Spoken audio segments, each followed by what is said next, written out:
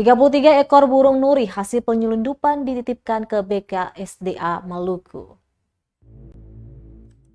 Direktorat Kriminal Khusus Polda Maluku menyerahkan 33 burung nuri ke Balai Konservasi Sumber Daya Alam BKSDA Provinsi Maluku Kamis 17 Maret 2022.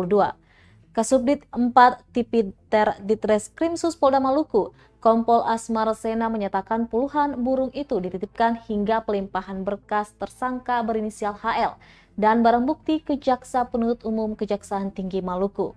Dijelaskan penyelundupan burung itu terungkap setelah anggotanya menerima informasi dari masyarakat. Kemudian aparat berkoordinasi dengan BKSDA dan bersama menuju Pelabuhan Slamet Riyadi Rabu 16 Maret 2022 malam.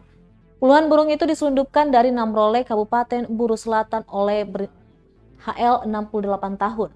Saat diinterogasi, HL mengaku burung ini dibeli dari Namrole dengan harga 1 ekor Rp50.000. Rencananya dijual kembali senilai Rp200.000 per ekornya.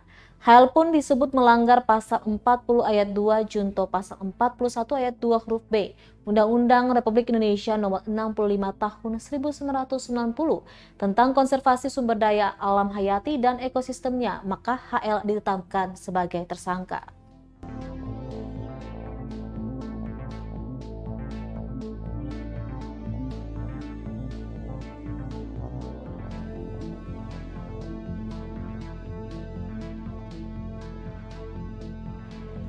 Burung itu sejumlah 33 ekor. Jadi kita langsung gelandang bawa ke direktorat sama-sama dengan petugas BKSDA. Di direktorat sini kita langsung lakukan interogasi dan ternyata yang bersangkutan mengakui ibu ini memang sudah, ini kali yang ketiga dia membeli dan membawa burung jenis ini ke Ambon dari Namrole. Tiga baru ditangkap ya Pak ya? Ya, langsung interogasi terus sampai pagi kemarin kita langsung menangkap yang bersangkutan. Sudah sore, lalu pertimbangan kami memang itu sudah memenuhi penahanan, bisa kita tahan, tapi kan masalah penahanan itu kan tidak mutlak dalam undang menyatakan seperti itu. Di pasal 21 KUHP itu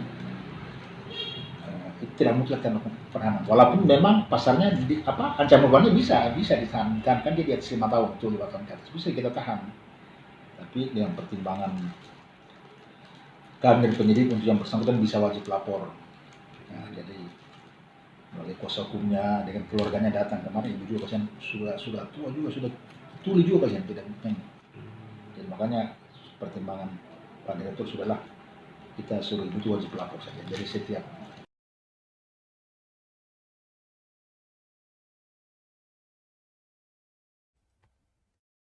Terima kasih sudah nonton.